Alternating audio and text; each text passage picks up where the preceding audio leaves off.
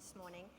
So welcome to this exclusive coffee house session with Nicholas Hoult, a British actor known for About a Boy, Skins and X-Men. Taron Egerton, a Welsh actor known for Kingsman and my personal favourite, Eddie the Eagle. And Gina Torres and Rafferty, who we're all currently watching in Suits. So thank you so much, all four of you.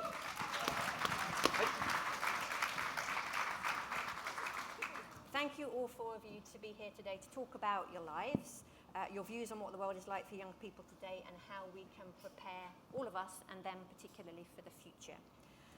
So, Nick, I think you were only 5 years old when you made your screen debut with Julie Waters in Intimate Relations, and then you shot to stardom as Marcus in About a Boy. I think you were still only 12 then? 11 when we shot 11, that movie, right. yeah. So is it hard for young people to combine kind of that living in the spotlight with growing up at the same time? I don't know. I was fairly fortunate with it, whereby in my head I kind of split it into two separate worlds. I kind of imagined it as my alter ego and my real life. So school was the real world, and then I'd go off, kind of like being some superhero or something, go shoot a movie or whatever it was, and then go back to school.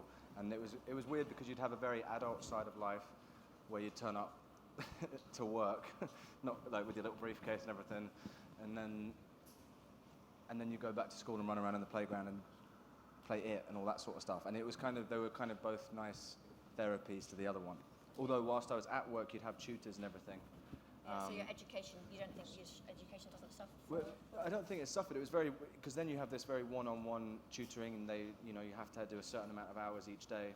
But also you're getting great life experience in terms of the places you go to, the people you meet, and also I'm sure we all understand in terms of acting, the great thing about it is each person you play or world you enter, you get to learn a lot about those people and circumstances and history or whatever it might be. So that's what's brilliant about the job to me. Yeah. So Taron, would you encourage young people to become actors? I think I was incredibly fortunate in that my parents were very, very supportive of my kind of chosen career path, which I came to comparatively late. I was about 17, I think, when I decided I wanted to be an actor.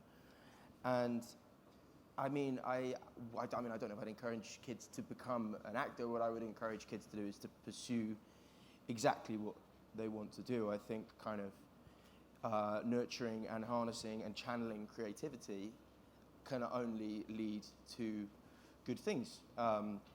So yeah, absolutely. I think it's very important that the kind of the spark you see in children and the things that they come to themselves be nurtured. That's what I would want for my children anyway. Sure. So, Twitter, social media, young people are growing up in a social media world now. Now, Gina, I noticed you're not, I don't think, on Twitter, and Sarah, you are. So how did you make those decisions, and what do you think it's like for young people growing up in this kind of social media world we're all living in? I'll do A, you do B. Okay, I don't know which is which, but A meaning I made a choice to not participate in any social media whatsoever as an actor. And it's so interesting now because we are in such an age of celebrity, and people are so hungry for more information, and the more they get, the more they want. Mm-hmm. And when I was becoming an actor, it was essential that we maintain a kind of mystique about ourselves, so that when you actually saw us on stage or on screen inhabiting a character, you didn't have the baggage of who we were to sort of fall back on and say, oh, she's doing this, or she's doing her, or this is directly related to when, her dog got hit by a car. That was not part of anything that was anyone's business. Mm-hmm. And so you could suspend your disbelief wholeheartedly as an audience member. That seems to have gone by the wayside. It's not something I'm particularly interested in participating in. I have a feeling I'll get dragged in by the feet, kicking and screaming at some point, but until then, You're protecting your characters. I am protecting my characters, absolutely, and I'm protecting myself. I'm protecting my world, my family. They didn't ask to be in the circus. I did. But Sarah, you obviously have made the choice to show yourself. So that's the other side of that coin. Yeah, I don't think, oh, this is on? This is on. I think, one of the things that I've spent some time thinking about as a parent, not just as an actor, but I have 2 little girls, they're 10 and 6, and they're both members of this iGen, the first generation that has forever had screens. And they're growing up, there are a lot of their peers that are growing up behind these screens. And so I guess my biggest concern with the social media and having girls is the effects that it has on their self-esteem, the different kinds of problems that come with it. But I'm concerned about the connectivity of that generation, of building empathy, of the bullying that occurs, this anonymous bullying that can occur. But there's also this tremendous plus side that we're seeing now with the students out of Parkland and their activism, and they are connected, and they're connected to the world, and they have these platforms. They know how to use it for change. So there's this good and bad. It's really interesting, but I'll be listening to the experts about how to manage it moving forward. They say, I think that the internet's a fantastic source of information, but unfortunately misinformation too. So Nick, on your Twitter account, you don't refer to your acting fame, but describe yourself as Berkshire County Athletics 2005 discus bronze medalist. It's true. It's true. Thank you. Yeah, it was more by default that I won that medal, though, is that still your proudest there were people achievement? there who were much better at discus, but they would walk out the front of the circle because they were so unhappy with their throws that they weren't breaking records. So I didn't even do the spinny thing. You know, when you're meant to spin with the discus, I didn't even do that. I just stood there, threw it, and I got a bronze medal for it. So that's my main thing I'm bringing to this talk is do your own thing. Don't worry what everyone else is doing. Make sure you stick to the rules at certain points when it suits you, and you could win a bronze medal at county discus. So clearly still your proudest achievement. Yeah. Yeah, absolutely. So, Taron, social media, as we were just talking about, has transformed the celebrity-fan relationship. So what's this like for you, and have you had experience of trolling and things like that? So I do have social media, but what I kind of limit my tweeting to things that are related to work, so promotional things, and things like I'll occasionally do something personal where it's myself and a friend, but it's largely I like to tweet things that I like and keep it very positive. And generally, I try and avoid the responses because I mean, although by and large they're very nice, I think that there is something quite ugly that can happen to people behind a computer screen.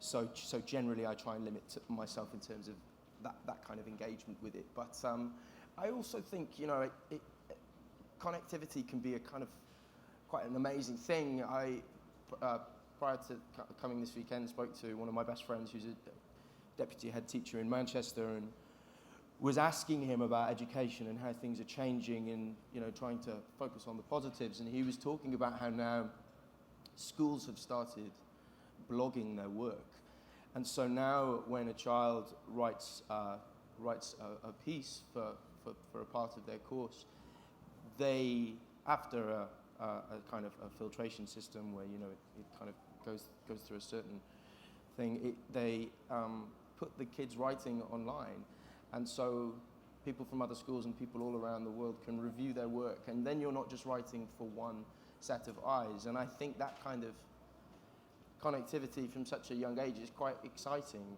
and I think we'll see a lot of very rapid development in the years that come. So I think although there's a lot that's kind of quite scary about social media, and it's this huge tool that we don't really understand, and in my opinion definitely don't have kind of the right laws around making it safe, there is a lot to be really excited about. So, I mean, on that point then, I mean, I was listening to a session earlier and they were talking about the mobile phone disappearing in about 5 to 10 years' time, which I can't quite see, but Really? Apparently, I don't know what's replacing it. So how do you think social media will be in the year 2030? What's your vision for it? What do you think it will be like? I think it'll be dominated by Gina Torres. Clearly. In hearing all of this discussion, and certainly what you were just touched upon, it seems that for the last 30 years, we've been so behind in terms of what our responsibility and our actual understanding of how far technology has progressed. It's at least 5 years ahead of what we could all catch up on. I mean, our phones are changing every 9 months. So now you're telling me that we're not going to have one in 5 years? It's just a little astonishing. Yeah. We have to figure out how to not just catch up, but be in real time with technology, so that our children don't suffer the consequences of what's happening, like all of this bullying, like having sort of restrictions, and okay, this is happening now. What are the immediate implications of having that much access, and who has it? And as parents, it's ever changing, and trying to keep up with all of that. And I think that's where educating ourselves and making sure that the people that are behind all of this progress are aware of their responsibilities, because it's a tremendous responsibility to impart all of this and to unleash it, quite frankly, onto the world. So I want to talk a little bit about gender. It's been a lot in the news. And Sarah, I know gender equality is a subject you've been very vocal about. As you've just mentioned, you have 2 young daughters. So do you think that today's young people have a better chance of growing up in a more equal world than perhaps previous generations? I definitely do. I think the conversation, even just this year alone, has shifted for girls and women and for empowering them. And I was lucky enough to travel with Plan Canada last year to see the work that they're doing in Ghana with girls and see the gender transformative programs in action and watch as they work to not just change the conditions of girls in the developing world, but the position of girls. And I listened to the girls that are 5 years into some of the teaching that they're receiving, and to hear them talk about their dreams and what they're going to accomplish and the world they look forward to is really amazing. Yeah. So Gina, what impact has issues such as Harvey Weinstein had on you and the kind of Hollywood and television industry and the whole Me Too? Hashtag time's up. Hashtag Time is up. It's so important, and to not be afraid anymore. I mean, so these men got away with what they got away with because they used fear as a tool. As all predators do, they use fear to manipulate, to oppress, and we cannot praise and give enough respect to the women that have come forward and have brought them out of the darkness. And so I think we need to continue to support these women and to not let it slide. Yeah. Just if you see something, whether it's happening to you or you see it happening to somebody else, say something. Go to somebody, call them out while it's happening, and do not allow fear, do not make decisions based on fear, do not make decisions based on your past or what you think might happen, because it is a different time. And Sarah, you just said that things have kind of changed very quickly, very recently. So given that 2030 is 13 years away, how do you think Hollywood will be in 2030 compared to now? I think we're going to see a lot more women directing, a lot more women producing. We're going to see more representation, and I think that's incredibly exciting. More diversity across the board. Which is 12 years away, isn't it? I can't even do maths. Interestingly, a lot of the jobs in Hollywood were women did take at the beginning of Hollywood, because they began in editing and script writing and directing, and a lot of the jobs were held by women. And then when the Wall Street crash happened back in the 20s or 30s, a lot of the men left banking and went over there and kind of overtook it and turned it into their money profiting side of things. But it was actually a more women-led industry at first, so it's nice to see it returning to that. So Guys, what do you think are the main challenges for young people growing up in today's world? I mean, you know, it's a kind of very big and quite broad question, if I may say. But I mean, you know, I guess, you know, speaking in a broad global sense, I think, you know, we are living in a kind of crazy time where, thankfully, ideas and the right kind of change seems to be happening at an astonishing rate, but also the world around us is changing in ways that are kind of, well, frankly, quite terrifying, I think. So I guess, for my part, I think teaching children kind of tolerance and kind of progressive attitudes in all senses, whether it be, you know, I mean, things like, you know, sexuality or, you know, encouraging diversity in all industries like our own.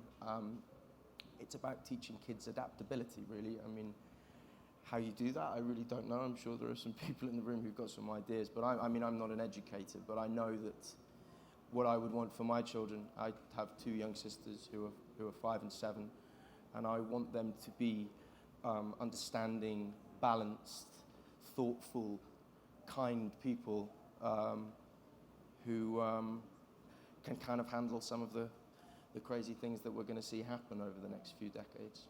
Yeah, I agree. I think kind is a big little word, isn't it? Mm. I would say that imagination is one of the key things that a lot of the time, even for myself, with the constant input that you're getting nowadays and the constant output, you kind of lose that time just to sit and daydream. And that's when some of the most creative people and brilliant minds in our world have come up with their greatest inventions. So I think, you know, for me it would be, you know, obviously children are very adaptable and they will grow up and they will be more tech savvy than any of us will ever be probably and develop with that naturally. But trying to create, at least for my kids, trying to create a world where they still can be part of the environment and understand that and the world around them and have time to be kids and not grow up too fast because of the world around them being constantly in the palm of their hand or in their eyeball or ear, wherever it's going to be in the next 5 years. Okay, great. So just going down the line then quickly before we open up to questions for the audience and start thinking of some. Are you optimistic or pessimistic for the future for children? Oh, I'm always optimistic. Absolutely. I think every generation fears what their legacy is and what they're leaving to their children to either clean up or deal with or overcome.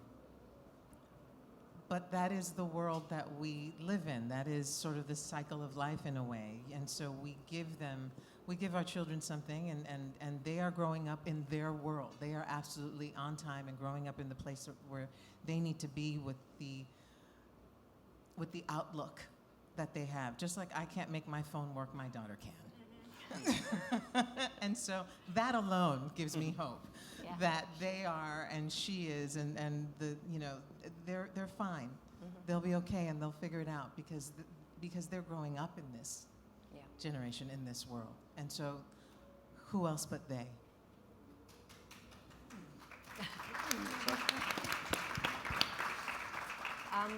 Same, optimistic or pessimistic? I'm optimistic and mildly terrified at the same time. I mean, look, the world is profoundly changing moment to moment, and you know, we need to outfit our kids. You guys have already touched on this, but they need to be ready for professions that we don't even know exist yet. So preparing them for that, it's giving them this imagination, this creativity, this ability to collaborate, you know, some compassion. We should model for them some diplomatic discourse. I think the U.S. could do better in that department right now. And also, I think we have to also realize that we're global citizens and that there's, you know, 130 million girls who are out of school. So, you know, we've got to make, by 2030, it's our job to make education accessible for everybody on the planet. Okay. Talking of them, I was just over at the main hall and there were 3 of the students from the Parkland, Florida shooting talking. And they said, you know, things are going to change, but things are going to change slowly. This is a lifetime mission for us, and we're younger than the government. Which I thought was a great line in terms of hope. Yeah. Positive or optimistic or pessimistic? Very pessimistic. Oh, No, I'm joking. Of course, positive, and positive, of course, because I think ultimately, when you look at human history, you know, we're fairly new to the planet and the solar system and everything, and you know, we're still developing and figuring things out, and there's been massive mistakes, but I think at the moment everyone's having the right conversations and we're progressing in the right way. So it's very difficult when you say, you know, 10, 15 years, because technology is moving so rapidly, but hopefully it can all be put into positive for kids, whereby the education, as you say, is improved, whereby whether it's through VR and there's virtual classrooms where all over the world kids can be in a classroom with a great teacher who inspires them, or whatever it is. I think if it's used in the right ways, then I think it can be very positive. I'm feeling positive about it. And we got a full house on optimistic? Yeah, of course. I mean, you know, pessimism doesn't get anyone anywhere. I think, you know, there are facts and figures about climate change which are sobering, to say the least. Mm-hmm. And, you know, as you say, there are 3 children who are having to campaign to stop another event like that happening by trying to change gun laws. There are things happening in the world which, you know, feel like they're from a dystopian novel. But, however, I do fundamentally believe in human goodness, and I think we are generally moving forward in our ideas and our thinking. And I really believe that, you know, the next generation of people will be better than the generations that have come before. I always say that children are 27% of the world's people, but 100% of the future. So we hold on to that thought. Any questions, anybody? Over there? The guy with the glasses on your head?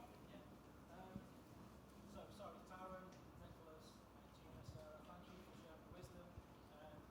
I'm Eva, and I'm an innovation leader one of the international schools just up the road. One of the things that as teachers we struggle with is when the students suffer from things on social media and they start to go and see this darker place. It's quite difficult for teachers to try and bring them back up. So I was wondering if you could share some of your wisdom on when you guys start to feel that everything's against you, what do you do to keep yourself going? What do you do to get yourselves to go beyond? I mean, you know, there is something I'm not entirely comfortable with a teacher asking me advice about how to deal with everything.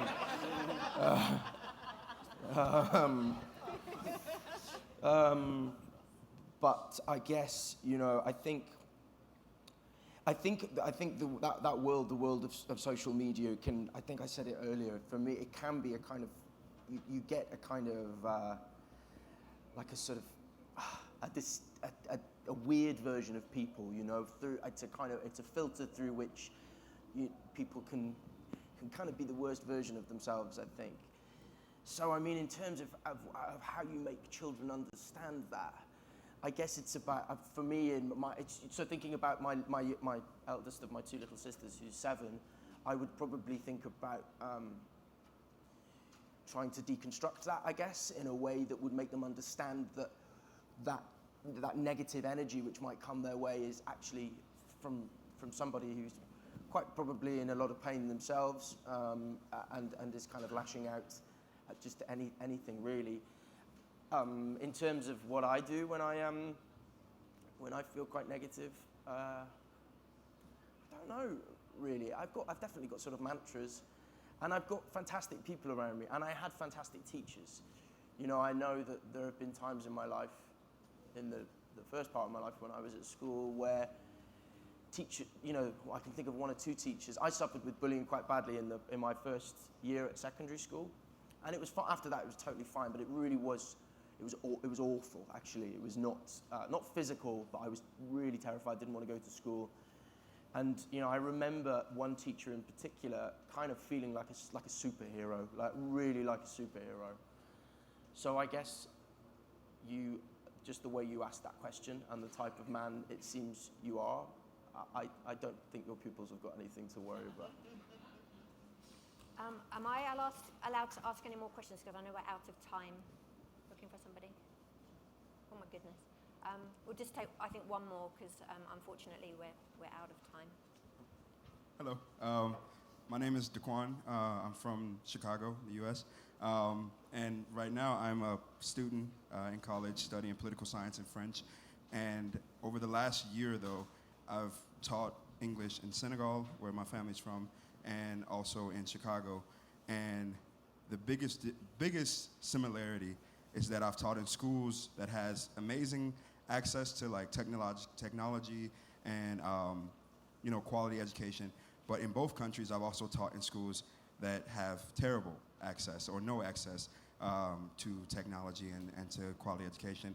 And so I can get into what I plan to do to help, but my question is to you all, what do you think is probably the best way that as individuals we can bridge that gap between accessibility to things that make education more quality and better for students overall? Well, I think we're doing that here, right, at this entire conference. Shining a light on that issue, like you are right now, is the beginning of that conversation. And to understand that it's, we don't have borders anymore. We're in a global community, and that it is important for all of us to take responsibility for that. But I pass it on to the rest of the group. Sometimes I feel the answer to high tech is low tech, and I think that goes as well to the bullying and when you get into a dark place, you go to what is closest to you. You go to the person that you trust. You open up a forum. We communicate. This is all human beings, individuals in a room using their voices and connecting in a real way without our phones, without our computers. And this is the answer. Looking somebody in the eye, trying to figure out what their problem is. What the real truth of your students is, going back and saying, you know what your truth is, and stay in your truth. What are your dreams? What are the truth about your dreams? What is important? And you connect globally in that way, slowly but surely. If technology can't catch up with what's going on in your heart, then we're lost. So we have to reconnect. We have to reconnect our hearts. Unfortunately, we have to end it. We've been really fortunate to spend time with all four of you today. So please join me in thanking Taron, Nicholas, Sarah, and Gina.